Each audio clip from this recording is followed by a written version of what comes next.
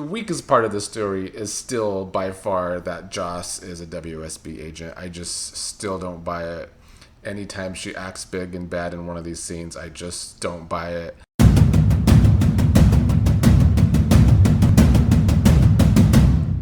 Good morning, General Hospital viewers. Back to talk about yesterday's episode of the show as our very dramatic week continues. We have gotten away from the action, but they had some good episodes full of action and drama and trauma. But I think yesterday's episode built up plenty of possibilities for even more action over the next few weeks because we could have some more confrontations. But let's get into all of yesterday's episode. Sonny started the episode on the phone with someone about how they need to find Jason when Carly arrived to talk to Sonny about this.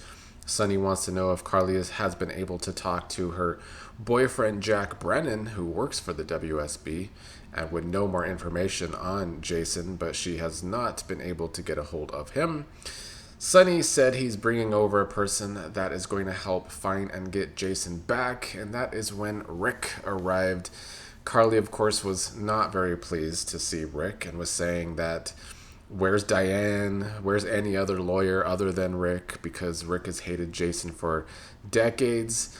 And I understand why Carly doesn't trust Ric in this situation, but Sonny has been trusting his brother a lot more lately. They have rekindled a brotherhood. So Carly left frustrated, and Ric and Sonny were left to talk.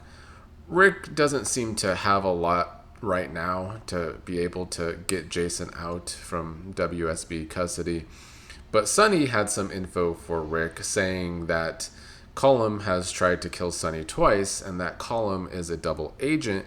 And it could be an ace card for the rest of the WSB to maybe eventually know that.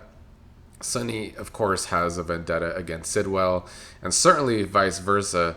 Sonny is saying that Cullum and Sidwell don't know that Sonny knows that they are working together, so he might be able to make a move against Cullum and was going to make a move against Cullum. Sonny says that Jason was supposed to kill Cullum on the way out, and he doesn't know what the hell happened because Sonny usually shoots to kill and Cullum is still alive after surgery. Clearly, with Sonny giving Ric all of this information, he certainly must trust Ric right now. I hope they are able to actually stay on the same page for a long time. It is a much different story than what we've ever really gotten with Sonny and Ric if they are able to stay consistent with them and keep them actually being more like brothers. Sonny was saying he needs Ric's help to take down Cullum and Sidwell, and it's going to be dangerous, and if Ric's not up for it, he needs to leave right now.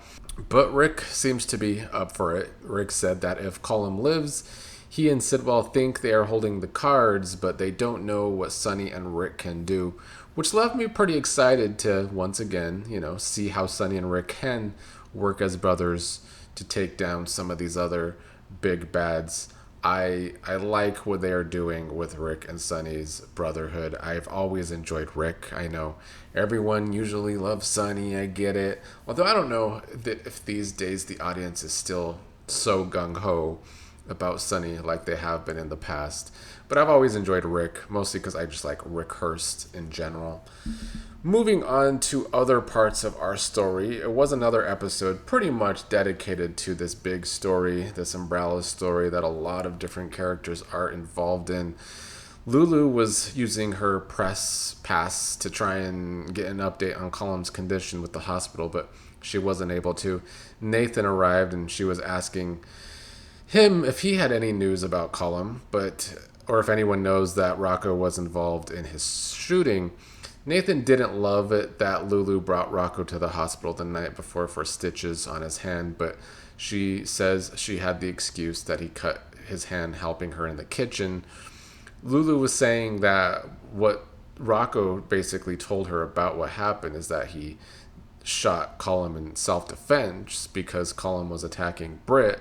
Nathan told her to not have any ideas about going to the police with this self-defense idea. Nathan was saying that Jason has chosen to protect Rocco And Lulu does feel bad about that Jason could rot away in WSB custody because he's helping Rocco. The Nathan and Lulu relationship, I wish I felt better about it. I wish it was like a relationship I can root for and that they actually had this chemistry and that they had a more proper build, because I love the plot driven side of this story, but the actual characters as a couple I'm still pretty iffy on. Another character that gets a lot of airtime is Alexis. For a character that doesn't have her own story, Alexis has been on a lot since I've been watching over the past few weeks again. And it's not that I dislike Alexis, but she does kind of get on my nerves, so I'm just wondering why she has so much screen time despite not having a real story of her own. But the story right now is that Jason wants Danny to be in her custody instead of Tracy's, which Tracy went on about how if Monica was there, she's glad Monica's not there because she would be devastated. Tracy was saying she could fight Alexis on this, but that's when Carly came over to huff and puff in Carly's style and get them all to agree that Danny is Jason's son, and Tracy told Alexis that she's going to have her work cut out for her with Danny staying with Alexis, which is probably true. Maybe that's going to be Alexis's storyline, to try and be a grandma for Danny when Danny's going to be running amok, kissing his cousin. Maybe will be her storyline. Ava went to go see Lucas to try and comfort him with breakfast because she's telling him he needs to eat, even though he's grieving, even though the food's going to taste like cardboard. Lucas keeps remembering his last conversation with Marco about them making plans to move in together and how they were basically the best place they had ever been in their relationship, and now Marco's dead and gone. So of course I think Lucas still feels numb to the situation, more so than grieving. He has that very numb stare on his face since he found out about Marco's death. Lucas is glad that Marco knew how much he loved him, and Lucas told Ava that he thinks Marco is dead because of him, so Lucas feeling the guilt of getting Marco to help him and Britt get the medication out of Sidwell's safe. Ava tried to get Lucas to not blame himself. Lucas also told Ava that if he's questioned, he will tell the police that Marco's enemy was like his father, basically. And Sidwell, meanwhile, is at the police station with Dante in yesterday's episode. Dante started the episode trying to be the boss, saying he wants the evidence from Cullum's shooting. He's keeping it no matter what the WSB says. We'll see how that works out. Sidwell arrived to ask Dante if he has found the monster that murdered his son. Dante was asking Sidwell if Marco had any enemies, and of course Sidwell said Dante's father, Sonny, is Marco's enemy.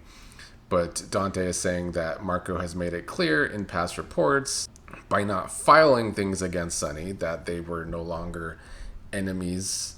Dante tried to tell Sidwell that Sonny attacking Marco in Sonny's attorney's office and the mother of his children's office wouldn't have been a thing. I don't think Sidwell was listening to that. The one thing bothering me with yesterday's episode was that Sidwell doesn't know that the meds were stolen from his safe yet. I just don't know if I believe that.